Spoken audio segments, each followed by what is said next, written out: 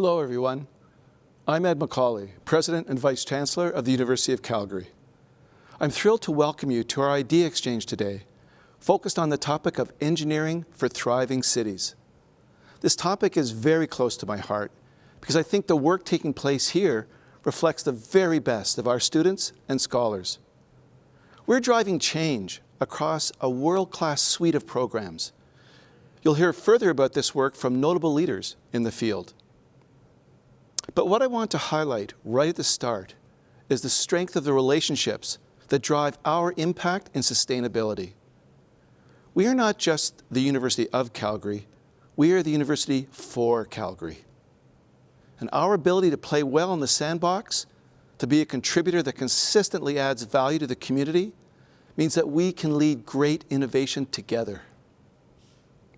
Relationships are at the core of everything we do, so I'd like to take this opportunity now to acknowledge that we are here on the traditional territories of the people of Treaty 7 region in southern Alberta.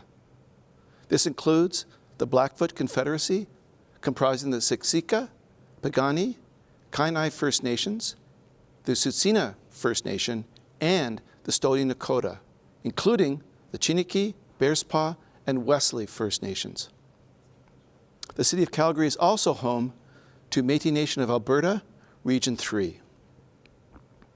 Acknowledging these relationships involves acknowledging the history that connects us.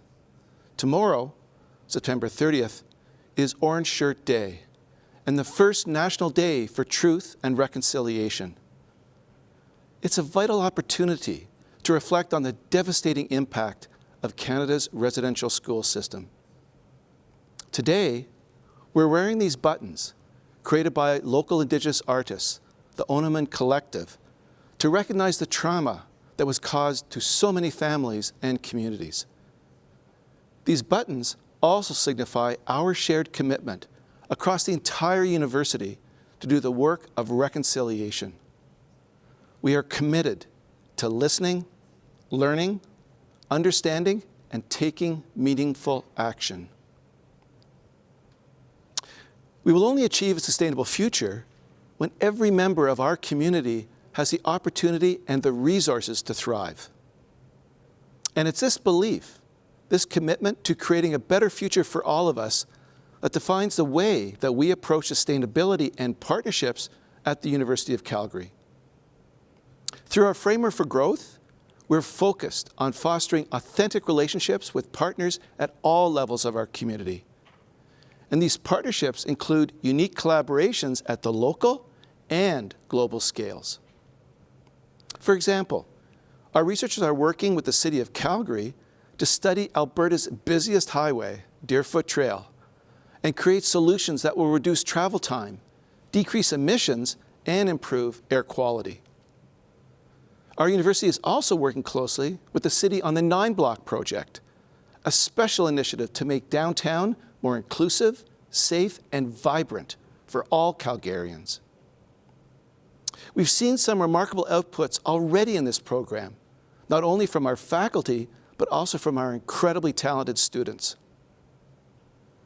And with the UN's COP26 coming up very soon, I think it's very fitting here to talk about the international scope of our sustainability work.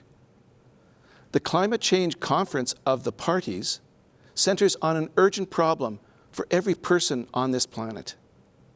Within this century, we face an increase of 3 to 5 degrees Celsius in the average global temperature.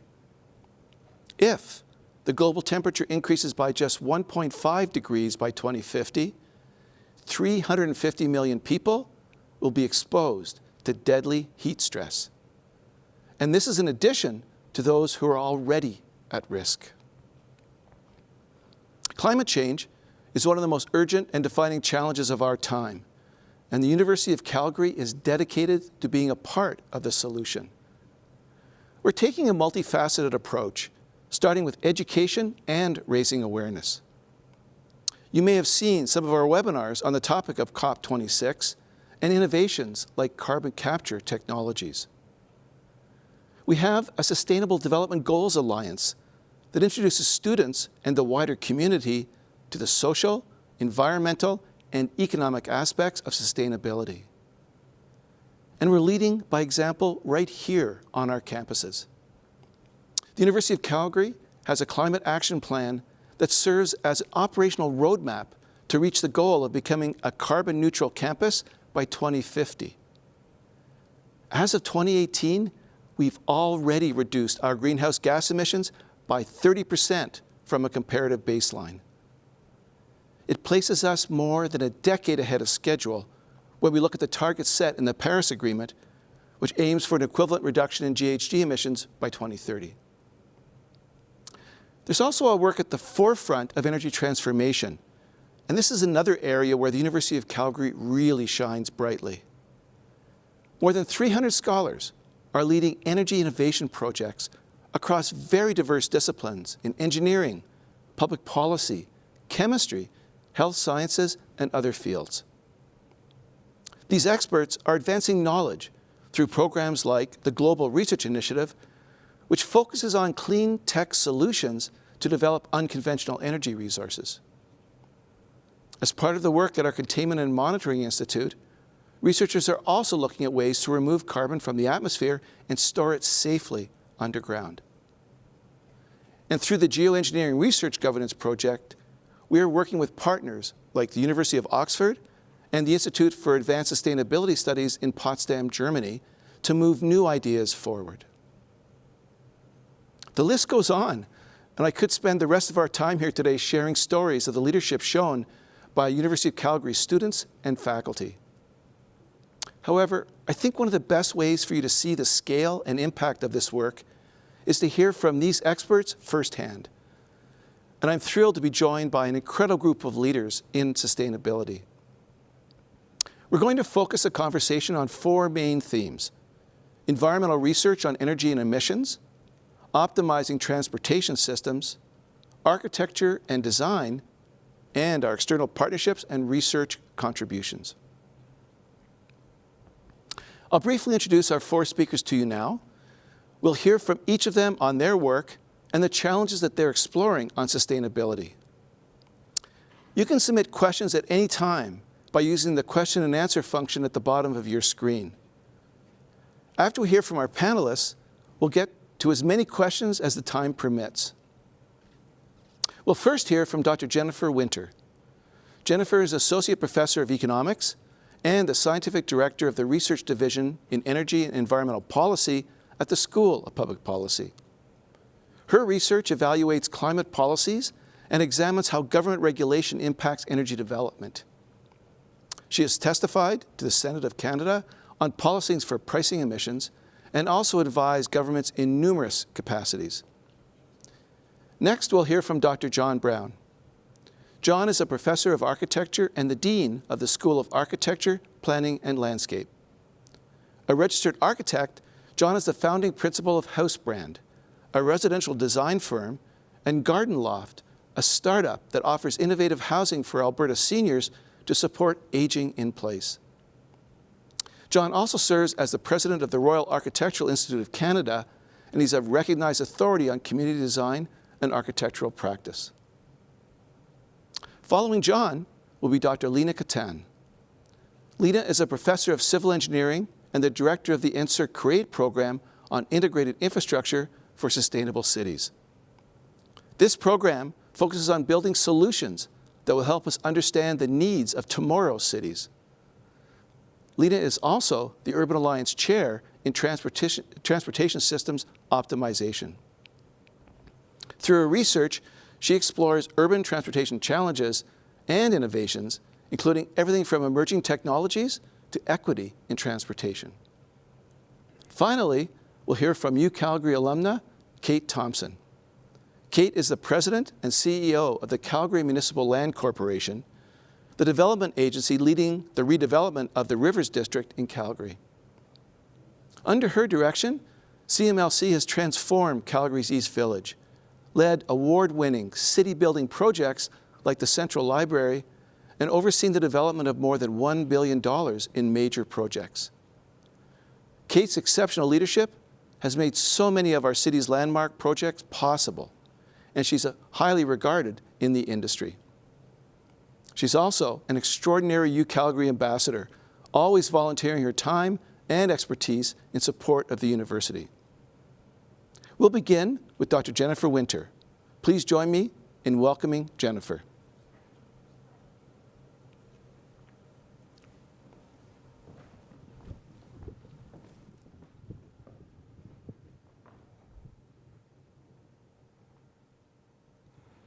Hello everyone, I'm here today to talk about Canada's emissions targets and the role of cities in meeting them. We've just had an election, and in a month, our government is going to Glasgow in Scotland to talk about emissions and correcting the world's trajectory and reducing emissions. Canada's government has had steadily more ambitious targets in reducing Canada's greenhouse gas emissions targets. The dashed line is our 2005 baseline, and you can see the steadily increasing ambition of Canada's reductions relative to that 2005 baseline.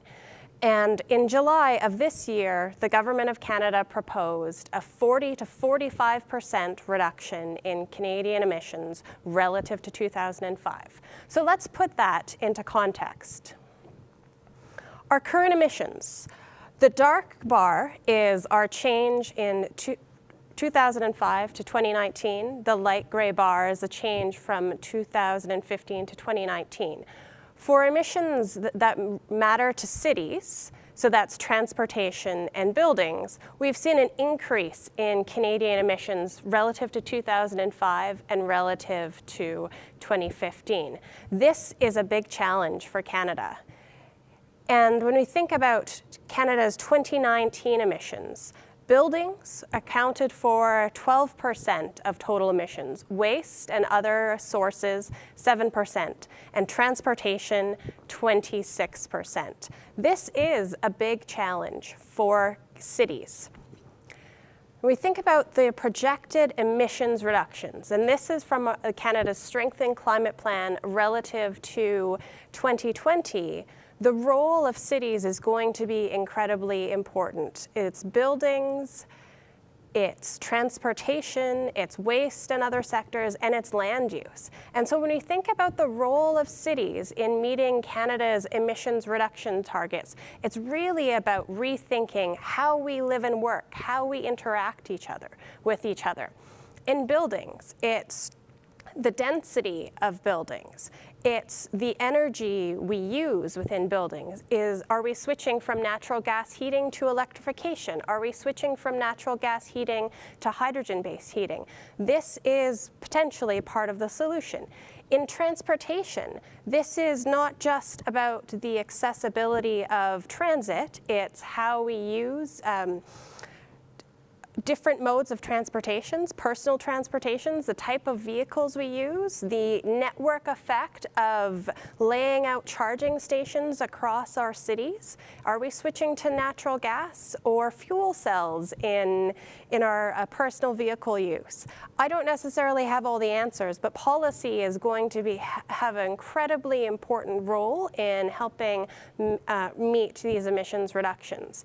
And waste is underlooked when we think about emissions. It's not just landfills, it's about plastic use, it's about the amount that we compost versus put into landfills, and these are all sectors that are the responsibility of cities. We have policy that's set federally, we have policy that sets provincially, and really it's the cities where we live and work, where we interact with each other.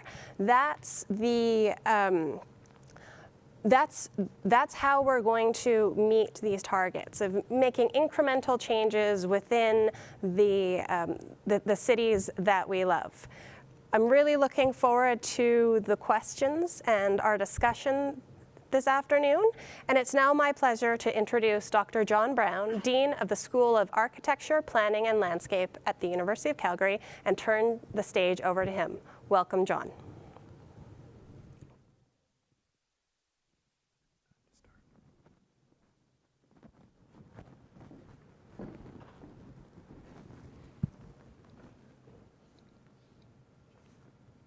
Hey, everybody. Thank you for tuning in. So what does an architect have to do with climate change? You'd be correct if you thought that it was about buildings and energy from a really technical point of view. Energy efficiency, the way in which buildings consume, whether it's your house or an office building. How are we reducing the amount of energy that we're using at an operational level? It's also about embodied energy. It's about the energy that goes into a building and how do we manage that? And then how do we make sure that the energy that goes into the building doesn't go to the landfill? All of those things are incredibly important, but there's another side to the relationship between design and climate change that I want to talk to you about today. So we have buildings. They also exist in cities, like the slide behind me. But people are also an inseparable part of cities. If you think about the root of the word cities, it's civitas, cities, citizens. They're one and the same thing. Also civility. How are we in the city as a group, as society? How do we work together? So the problem and the solutions to climate change are in cities, but they're about us. Now, climate change is complex.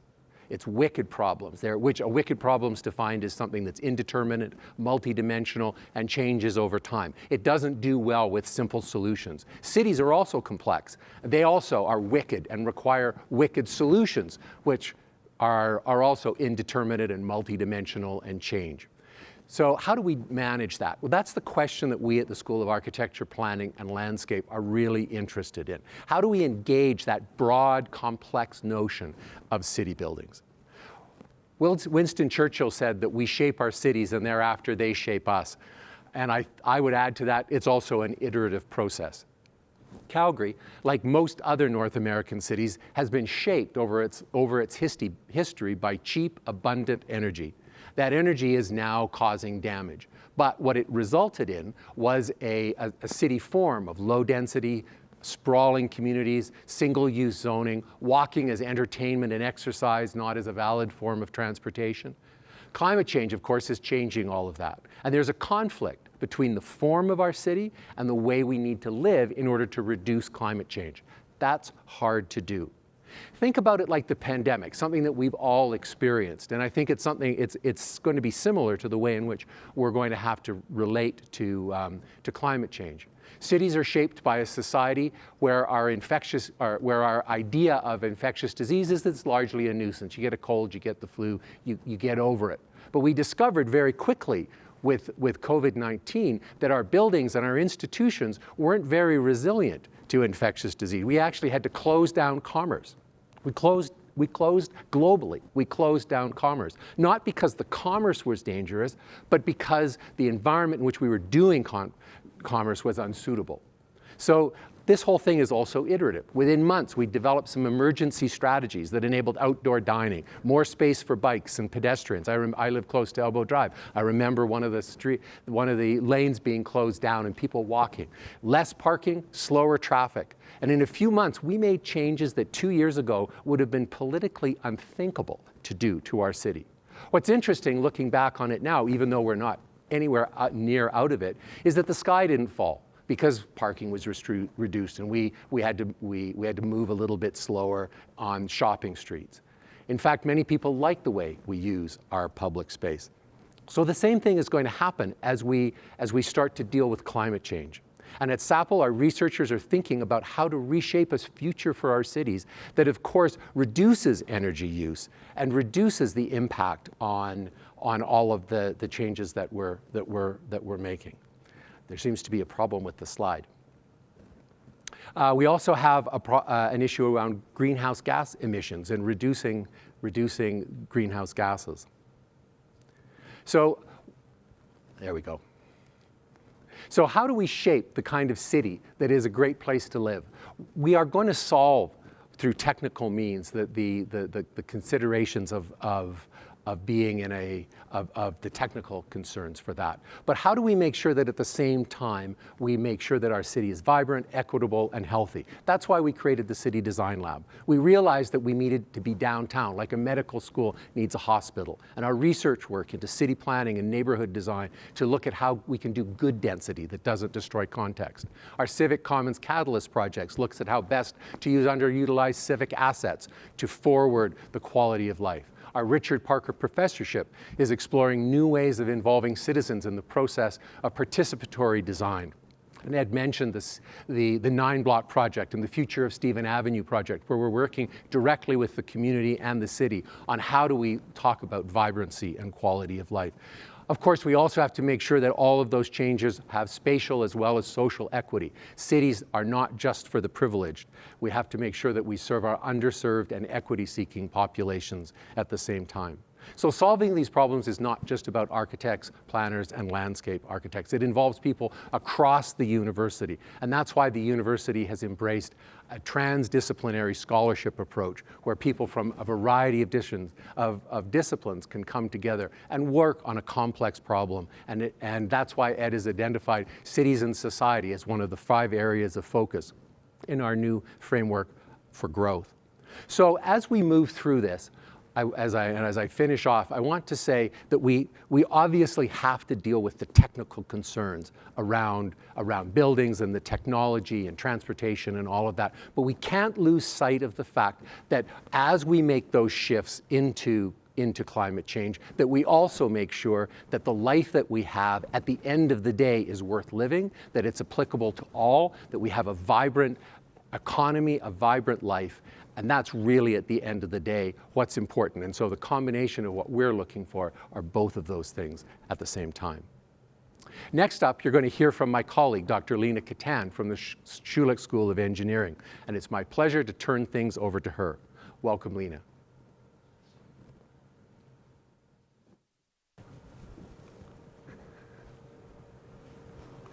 Thanks, John, and good afternoon, everyone. Today, cities are at a critical crossroad.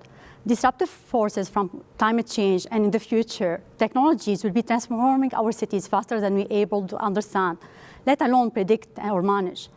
Many of climate change issues, from pollution, migration, water quality, fall under the categories of wicked problem, as John said, which means that they are all intertwined and interdependent. These problems are characteristics of complex systems, such as cities, and are created and continuously recreated through the ongoing choices, decisions, and interactions among numerous players operating across dense urban network. The question is, what are the impacts of the wave of disruption hitting our cities and our urban infrastructure? As Dennis Gabor Nobel Prize laureate in physics said, the best way to predict the future is by inventing it.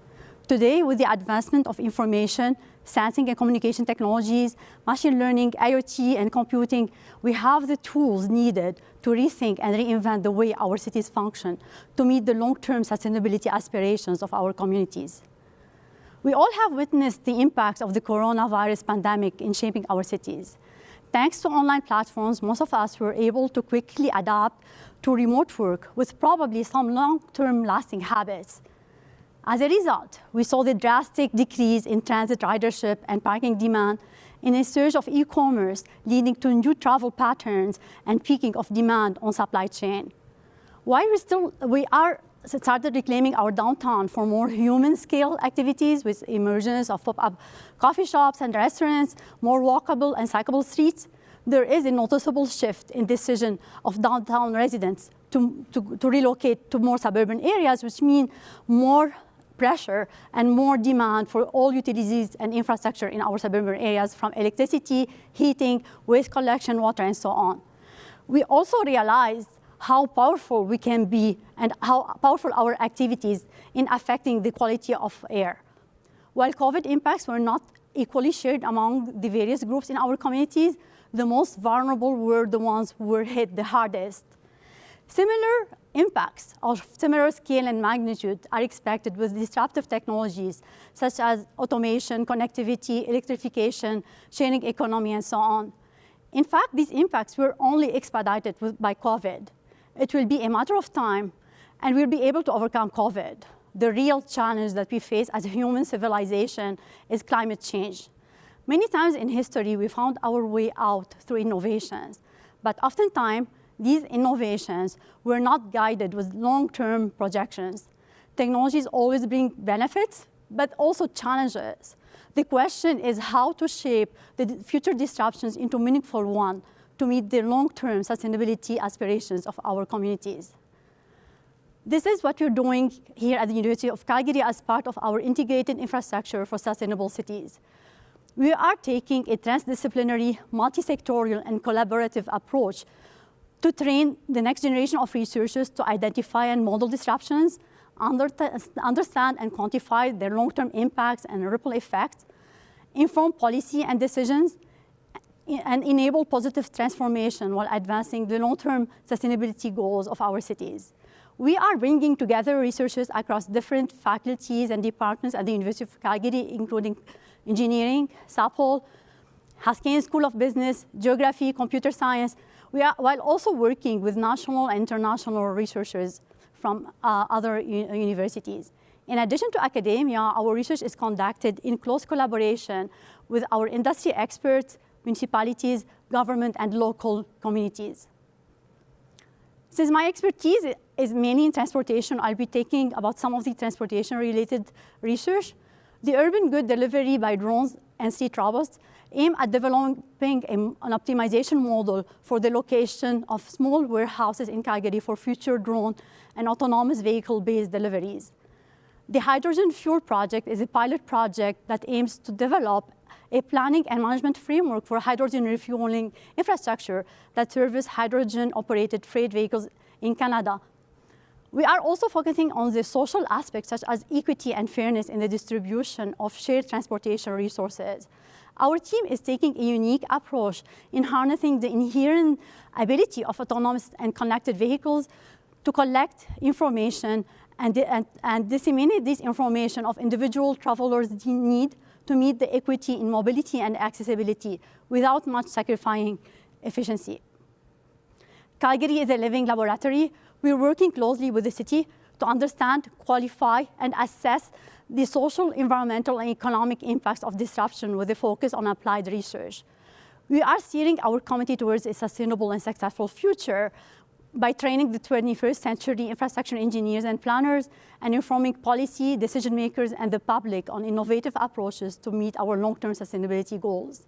We are making research sustainable by creating opportunities to leverage federal funds to conduct more research in Calgary.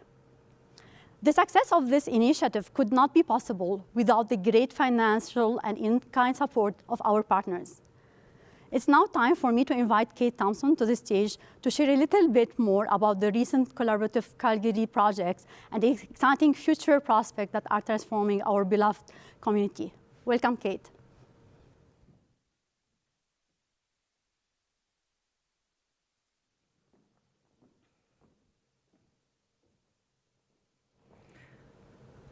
Well, I don't know about you, but I'm inspired. What a great host of speakers already. And I think as the last of the panelists speaking, I'm supposed to bring it all together and talk about what we've been doing at CMLC, Calgary Municipal Land Corporation, the company I have the fortune of working with in transforming this city. So I think we've heard some fantastic questions today about how we live, where we live, and how we move around. And as John talked about it, the wicked dilemma. I had never heard my job described that way, but it very much feels like that on a daily basis. So where do we work? At Calgary Municipal Land Corporation, we work in the city of Calgary, population 1.3 million, overall size and footprint, about 585 square kilometers. But where is it specifically that I work? Where do I walk to, bike to, drive to, and transform and have the pleasure of transforming? It's this 2 square kilometer area. It's a 504 acre area in downtown Calgary at the confluence of the Bow and the Elbow River. And it's an area that, quite frankly, as a runner, I never went down before. It didn't feel safe. I know many of my friends and colleagues didn't feel like this was an area that you would want to go to. And now our job was bring back life, see what we could do to transform through strategic design, through partnerships, and through focusing on mobility and accessibility. What could we do with this area? So no, we didn't paint the whole area, but we've done a lot since 2007. And all these colored pieces of the image that you're seeing are some of the projects we've tackled and are working on today. So ranging from a 31-acre island in the middle of the Bow River to pathways, to new builds, to infrastructure, all of it comes together to layer together to create the impact of the investment. And it's working. It's bringing people down. It's become a destination. It's where you take your friends when you have new friends, when friends used to visit us in our city and come to Calgary. So one of the first things that we had to do, and we continue to do, is create connections and bring people in. So we can't say that we can create a gathering place unless there's a way to get there. And our first piece of work was actually Riverwalk, and allowing people to not only run down here, but walk. You can see all different generational access to the space. Dip your toes into our river. Understand where you are in the city. And also understand what came before you. Calgary, through its boom-bust cycle, hasn't had the ability to hold on to a lot of our heritage assets. So when we inherited and had the privilege of renovating and doing an adaptive reuse to understand what these buildings could be in the future, it's huge for our district, huge for the city to provide the backdrop, the context, the connection to history about what's happening in our area. But it's not all old buildings. As Ed mentioned, we had the privilege of guiding the new Central Library construction. And you know, as much as it's a library, it's also a community gathering space. Ambitions for sustainability, building over the first active train line in Calgary, and partnerships of all kinds to bring people together.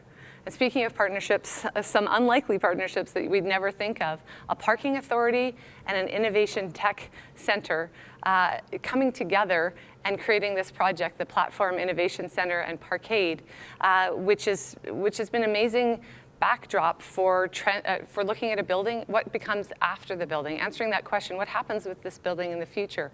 And the design intent here was that it can be transformed into residential or office in the future, depending on what the need is. But it's not all huge buildings. It's sometimes small insertions. It's sometimes listening. It's always listening to the community. And this community garden has been a huge part of our area. We've built two temporary ones and this more permanent one that's also right beside the dog park and right beside the children's park, right in the heart of our Rivers district. And this is constantly used, and there's a lineup to get in line for the plots. So we always have to think of how we get there. Our previous speaker talking about transportation and how we move around our cities. It's about the car, but it's not just about the car. It's about the car and cyclists and walkers and strollers and peds. How do we all get to where we're going and enjoy it along the way? Speaking of enjoying it, this is the site of an old gas station, which was probably more well known for selling drugs than it was for selling gas. And now it's an amazing gathering heart of our area that brings together people from all four quadrants of our city. Just two hoops in colored asphalt. Also in COVID, we realized, wait a second, we've had a great dump of snow. Let's track set our Fort Calgary open space and allow people to come together and gather in a safe and effective way.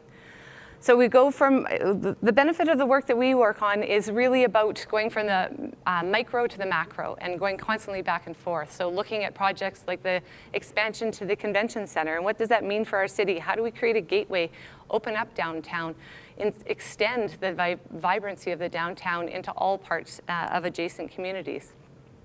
And finally, a project that's on the books right now and we're excited to work on at the heart of our downtown at the Olympic Plaza and the Arts Commons transformation. What does the introduction of Arts Commons into this area and expansion of Arts Commons, what does culture have to say, what part does that play in our work and in the future of our city? Thank you very much. That was wonderful. Thank you, Kate. Thank you, Jennifer, John, and Lena as well. Seeing these projects transform our community is incredible to watch. The support of our donors and community is creating such an important impact. And I want to reiterate our gratitude and appreciation for the incredible champions behind the University of Calgary. During our discussion so far, we've taken a look at a few of the goals surrounding the UN's COP26. I'd like to turn everyone's attention now to a short video with more detail about COP26 and what this conference is designed to achieve. Let's take a look. The Climate crisis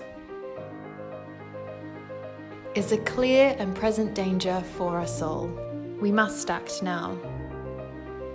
We must make COP26 the turning point. To do this, there are 4 goals we need to achieve. 1. Secure global net zero and keep 1.5 degrees within reach. 2. Adapt to protect communities and natural habitats. 3. Mobilize finance. 4. Deliver global collaboration to accelerate climate action. At COP26, the world will come together to recover cleaner, to rebuild greener, and restore our planet.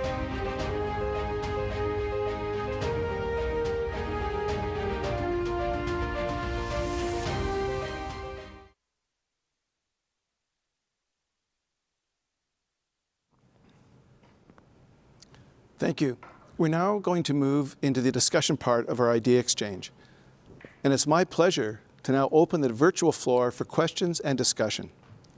For our audience, you can join the conversation by submitting your questions in the chat box at the bottom of your screen.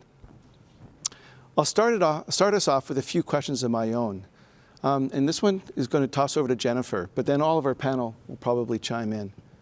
I'll start very broadly. And when we think of climate change, we often think of the evidence of climate change that we can see, like forest fires and more extreme weather, like the flooding we saw in the United States earlier this month.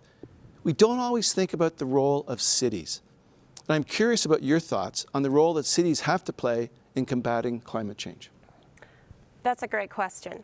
So cities have an incredibly important role because while the broad goals are set at a federal and provincial level, it's the cities that implement and determine how we live and work. So that's determining zonings, the density of housing, land use, how many parks there are, simple things like programs that incentivize solar panels installed on houses. These are all things that cities can support and implement, and we'll have, every little bit helps, and it's as broad as transportation planning to as minuscule as whether or not houses are built with plugins for electric vehicles. All of these things are ways that cities can help mitigate and help us adapt to climate change.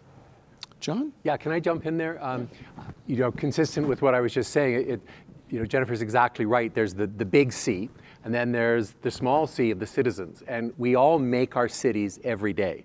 Every decision that we make adds a little chink in the wall of the future of our cities. And if we decide that we're going to get in our car and drive, or if we decide that we're going to live in a place where the only way we can get anywhere is by driving, that sets up a particular kind of future for our city. So it's something that we all need to make some choices about. And we can, as we are seeing, the either not making the right choices or failing to make a choice is actually starting to have some very serious consequences.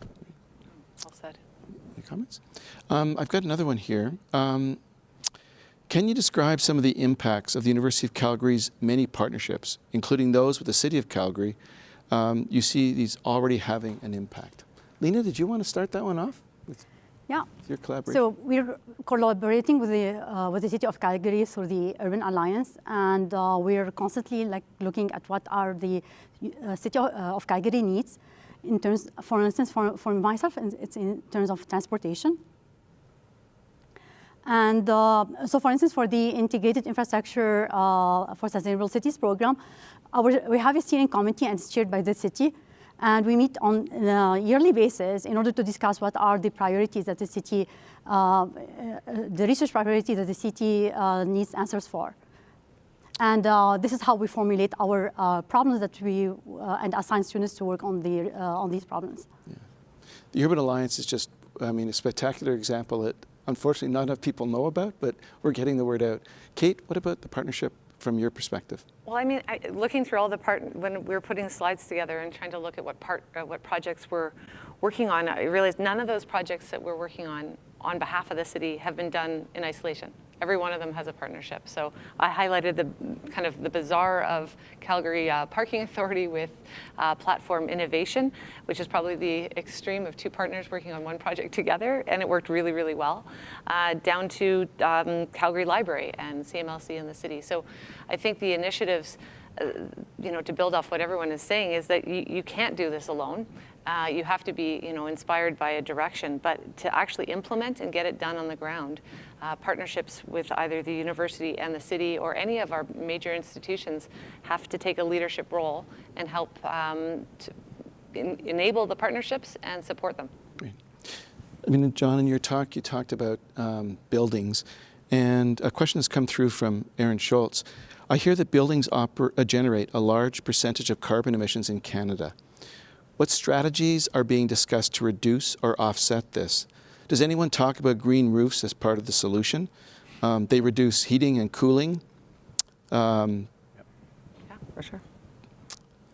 Cooling costs and would filter the air around a building, offsetting carbon emissions. When I was in Germany, the green roofs were very, very popular. What are we doing? Yeah, absolutely. I mean, we live in an interesting climate. Where it gets extremely cold, and to maintain the kind of vegetation on green roofs, but absolutely. And actually, one of our landscape architecture scholars is a green roof specialist, and and that is one component. How do you keep the building cool by doing things like that? Then how do you create mechanical systems that reduce the load requirements? How do you then create space that is more efficient and more effective? How do you increase density? There's so many things that a building that impacts climate change, greenhouse gas emissions, energy usage, by the way in which a building is constructed, and then ultimately, what happens when it reaches the end of its useful life?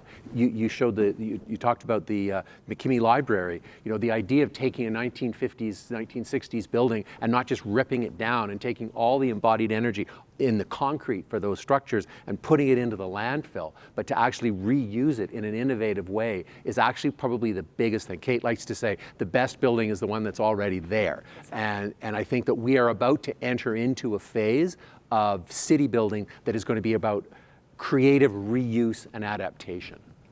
And just to jump in on that, it's not easy, right? Especially if our history has told us that the fastest way is to just knock down and restart. So it forces the industry, our partnerships, everyone to kind of think of the solution in a different way. And because it's not easy, it doesn't mean it should be dismissed.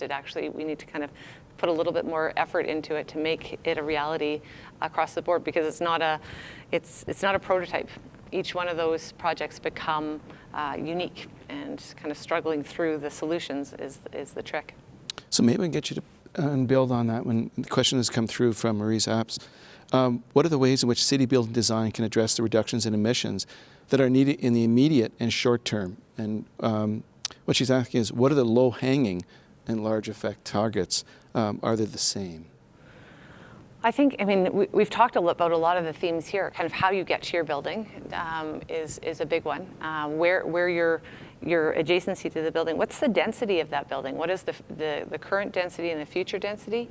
And to John's point, what's the life after? So the low-hanging fruit is actually the big decisions. And then a lot of people think of solar panels as an answer, or kind of a tack on after. It's actually your biggest solutions come from your fundamentals of the project. How much density is it? How close is it to your job? Where does it sit in close to grocery? Your day-to-day living. How are you going to interact with this building? And as a student, how many students come together? Where do they live relative to the space? All of those questions, the fundamentals have the biggest impact. Several of you have talked about transportation. And to what extent is modal shift required to hit our transportation emission targets? Do we place enough priority on modal shift versus electrification? And is it possible to achieve modal shift without upsetting car owners? Maybe I'll ask Jennifer to start and then flip it over to Lena after that. Sure. So I think it's really important to distinguish in transportation the long-haul freight transportation that brings food to us and things like that, versus our personal choices and personal options.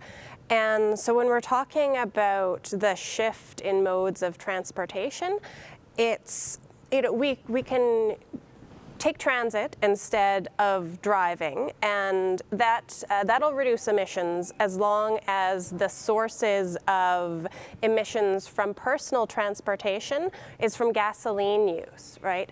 But if we're switching to, say, electric vehicles, that's in some cases changing the source of emissions, right? In that, in Alberta right now, a lot of Alberta's emissions, it comes from the oil and gas sector and oil sands, but it also comes from electricity. So it's not as simple as just saying everyone needs to drive electric vehicles. It's really a holistic look at how we move people and things around the city and around the province and around the country. Lena? Yeah. You want to chime in? So focusing on modal shift, it's really very important to have attractive alternative in order to induce people to shift from the use of their personal car to more sustainable modes. But at the same time, transportation, we cannot be looked at in isolation. We only use the road to get to our destination. So the interactions between land use and land use characteristics and transportation is very, very important. So for instance, like Kate said, like if we have neighborhood that have high density, also diverse in terms of land uses, so we live close to where we work, we don't need to take our car. Like we still can own a car and use the car maybe on the weekend, but we don't have to take our car every single day.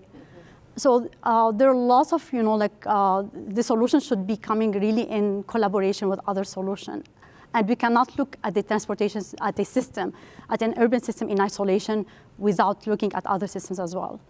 Can I jump into that really quickly? So I think this is a great example of what I said about a wicked problem, right? There's not one answer, and actually the simple solution, well, I'm just going to go out and buy a Tesla, actually may not actually be the right thing to do. Yeah, as cool as it is. Or any other electric brand. Or any other electric vehicle that one might. Yeah, thank you, Ed.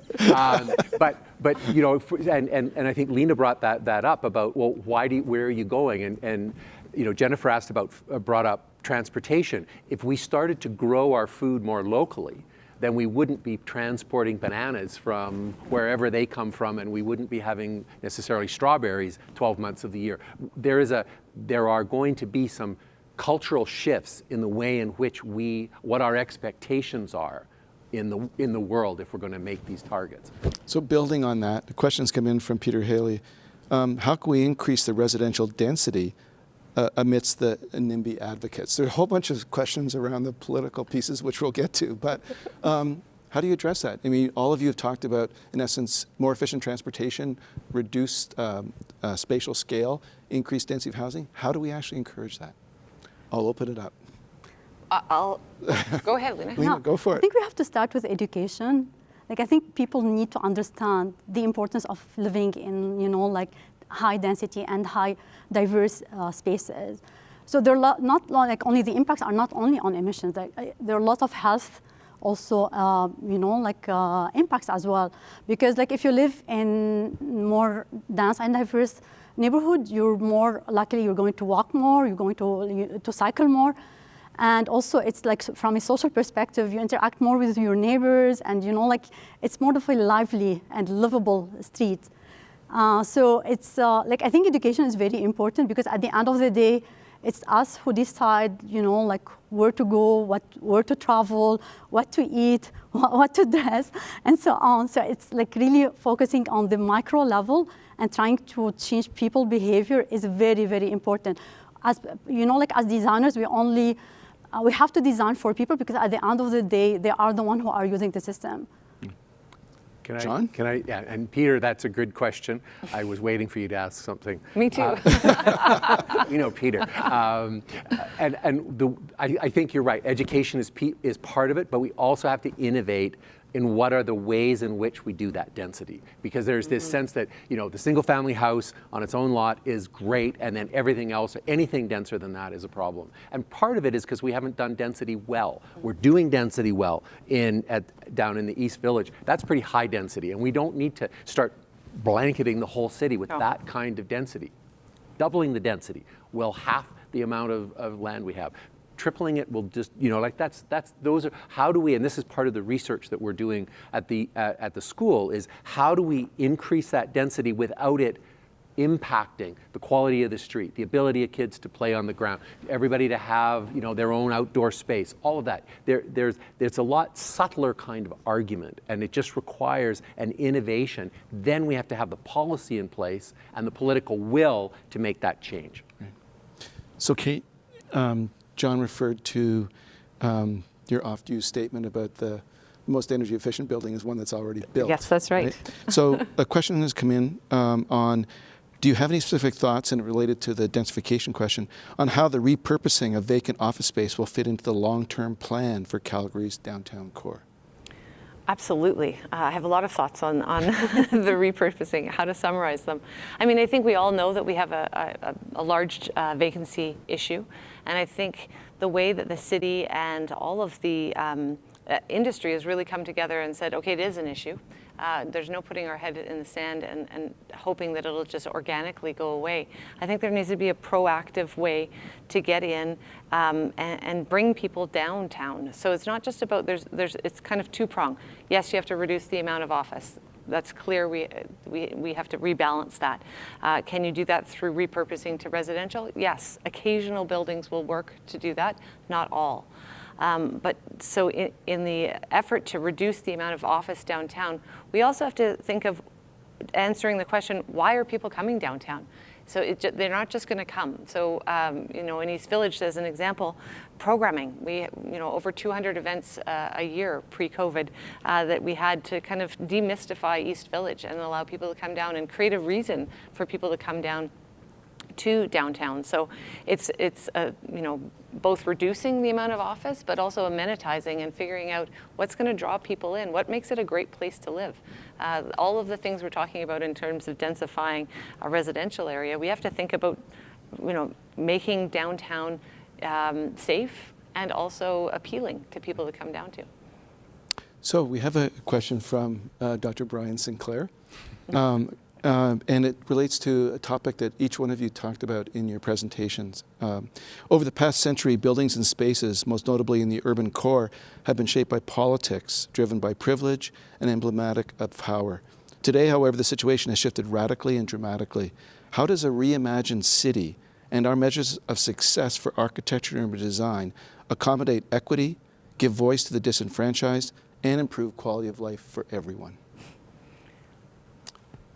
Let me jump into that. Great question, Brian. And it's, I should mention that it's a central part of the work that we're doing. And actually, Brian is part of a tri-council application that's going to be looking at this notion of spatial justice, spatial equity. How do we make sure that we have a city for all? Because actually, the form of cities is in and of itself racially biased. We have neighborhoods that don't have sidewalks. How do you walk? How do you do anything if you don't have a sidewalk? We have neighborhoods, privileged neighborhoods have farmers markets, and they've got places for kids to play, and they've got community centers, and there are those that don't, and there are those that don't even have food insecurity as a result of that. And so I think that it starts with a political will.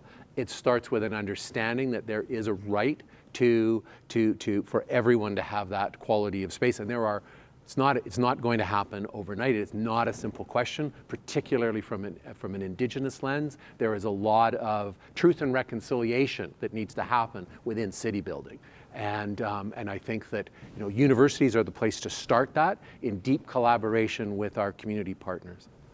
And I'll just jump in anecdotally, having worked at CMLC almost 10 years, I've seen a seismic shift in reviewing proposals from consultant teams, from the industry, reacting to the world today. And compared to looking at what was proposed as a solution and a team coming forward to solve big city building issues in 2013 versus 2021, I can say that there is an awareness, and beyond an awareness, a willingness and a desire to affect change collaboratively with all with diversity, equity, and inclusion at the forefront. So I'm heartened to see just where we're going and the start of that. Can I Yeah. one other piece? I just wanted to add something. Too often when we start talking about the indigenous situation, we think about it at a deficit level, right? It's an underserved population. But there is so much that settler culture can learn about ecological sustainability from indigenous ways of thinking, indigenous ways of making, indigenous ways of being. And I'm struck as we get more deeply engaged with our indigenous colleagues about how much we as a Western culture have to learn about the way in which we are on the land.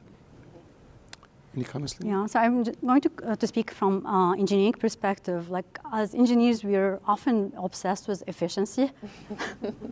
I think we need to change our model and try to include like different users' perspective in terms maybe of utilities. What is the utility that they're gaining by us allocating some resources to them and so on? So I think we have to really have a drastic shift in the way we do our models. Right. I'd like to Yeah, just go for it. briefly speak to the policy perspective. I think we can also take lessons from the past 18 months of the pandemic in that it's, I think, opened a lot of eyes into the vast inequities in society, both in terms of how we live, how we work, how we are able to access transportation, that sort of thing. And when we think about moving forward and how we set policy, I think it's really going to have to be a focus on inclusive growth that is key to prioritizing reducing inequality and addressing some of the systemic problems that we've seen. Right. Calgary has a very young population, but it can't get around the aging problem. So giving consideration, just as Jennifer was talking about, to our aging population, how does aging in place fit into this conversation? Well, maybe I can answer, suggest some ideas around that. You know, we can. First of all, aging isn't a disease; it's an achievement. Yeah, the alternative. And it's something that we should celebrate. And again, something from our indigenous cousins that celebrate elders. And part of that is to not institutionalize people, not to medicalize it, to try to keep people in community, embedded in families, embedded with friends, because that's a way to, again, if we don't build a big care facility, then we don't have to operate it. We don't have the embedded energy that goes into it. Of course, that's going to take some work.